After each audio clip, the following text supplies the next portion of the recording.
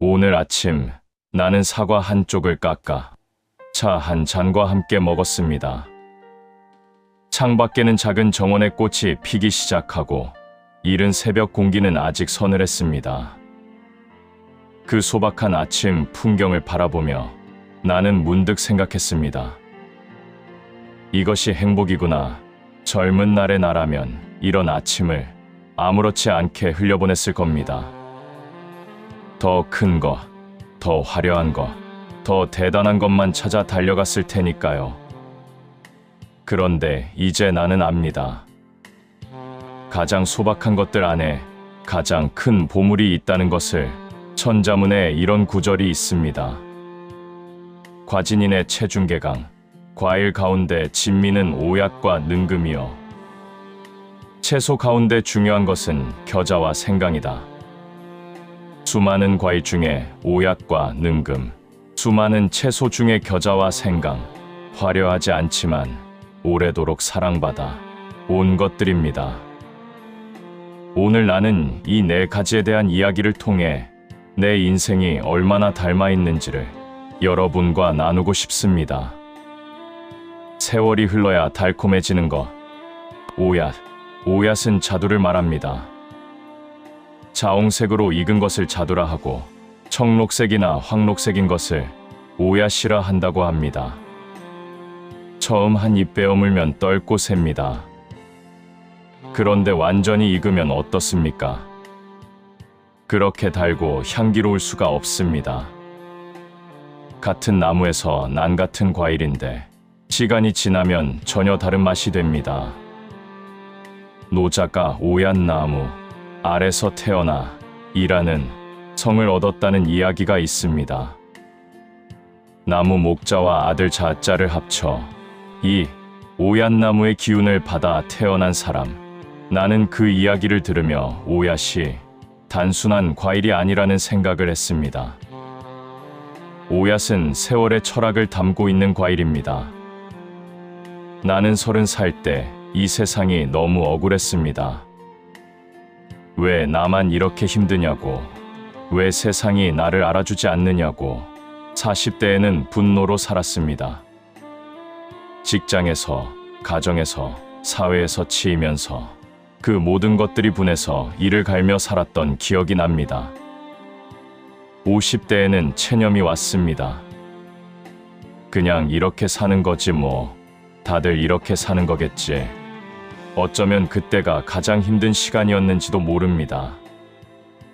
체념이란 포기와 다르지 않으니까요. 그런데 60이 넘어서니 비로소 알겠습니다. 그 떫고 쉬었던 시간들이 다 필요했다는 것을. 억울함이 나를 단단하게 만들었고, 분노가 나에게 방향을 가르쳐 주었고, 체념이 나를 비워서 새 것을 채울 준비를 시켜주었다는 것을. 오얏이 떫은 시간을 거쳐야 달콤해지듯 나의 60년이 그렇게 익어왔습니다. 바크골프를 처음 시작했을 때가 생각납니다.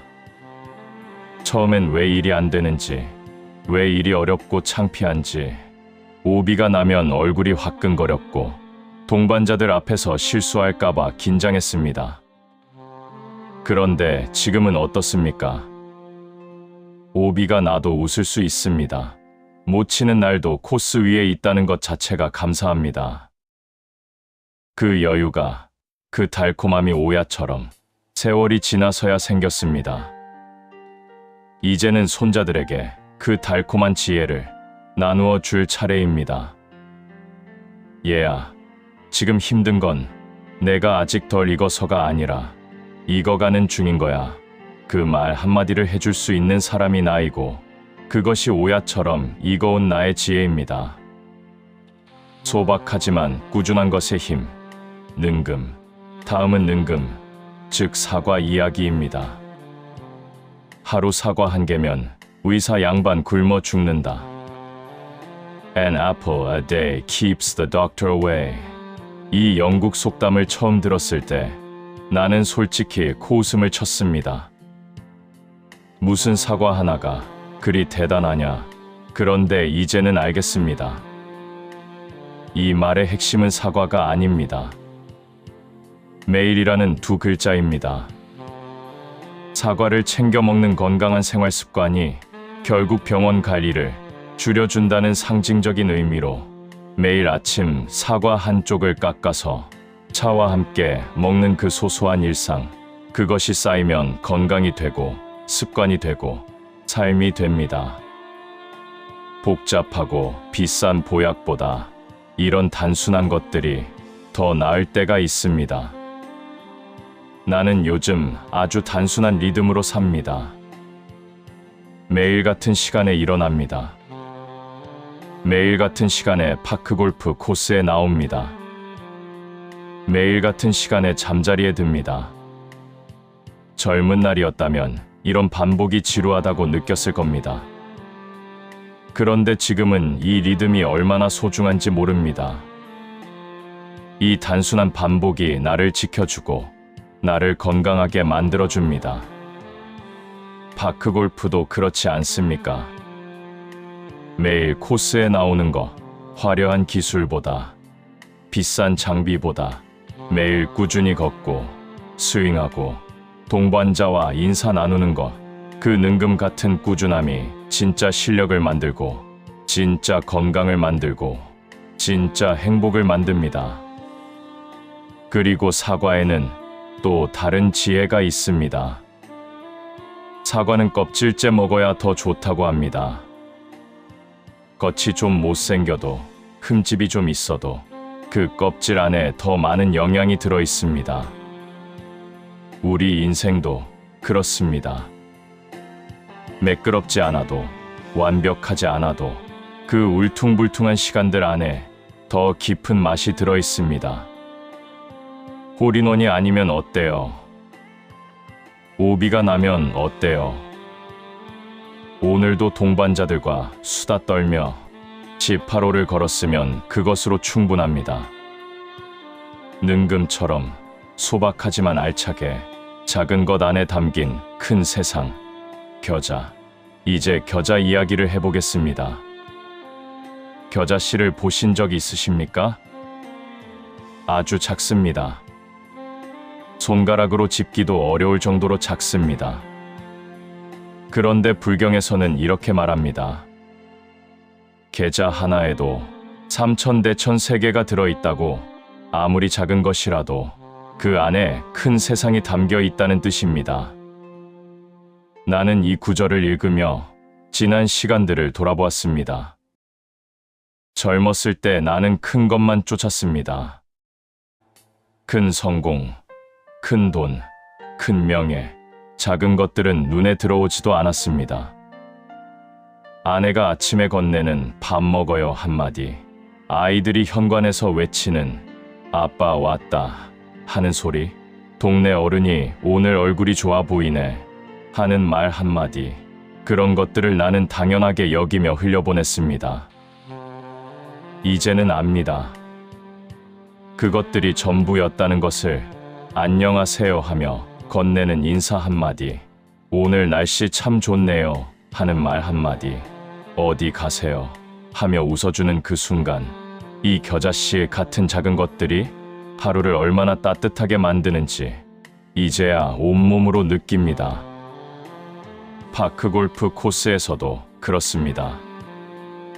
동반자가 어려운 샷을 성공했을 때 굿샷 하는 한마디, 누군가 넘어질 뻔했을 때 얼른 손을 내미는 것, 라운드가 끝나고 오늘 즐거웠어요, 또 함께해요 하는 말 한마디, 이 작은 겨자씨들이 모여서 우리 모임을 따뜻하게 만듭니다. 겨자는 또 위웨이를 따뜻하게 해주는 약재이기도 합니다. 속이 차갑고 답답할 때 겨자가 그것을 풀어줍니다. 나는 내 마음도 그렇게 따뜻하게 가지려 합니다.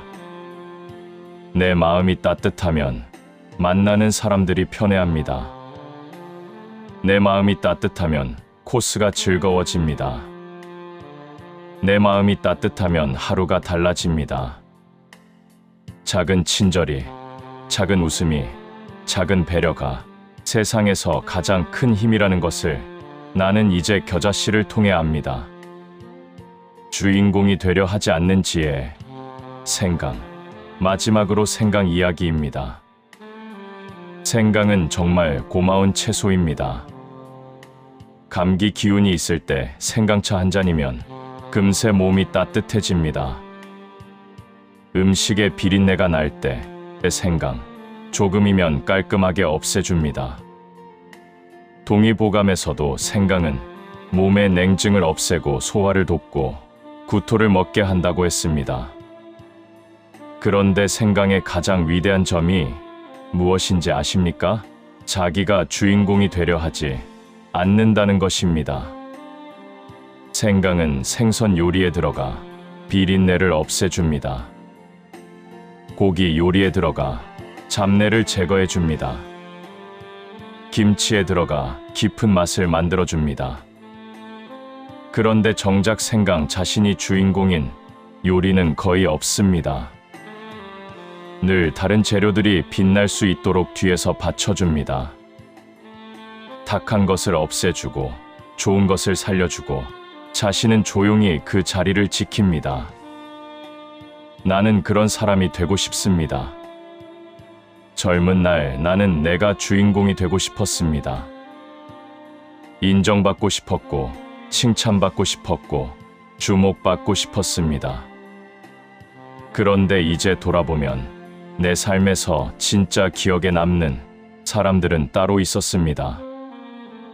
화려하지 않았지만 늘 뒤에서 나를 도와준 사람, 내가 빛날 때 함께 기뻐해준 사람, 내가 넘어졌을 때 조용히 손을 내밀어준 사람, 그 사람들이 내 인생의 생강이었습니다.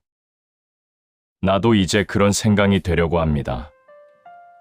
파크골프 코스에서 내가 먼저 동반자의 공을 찾아주겠습니다.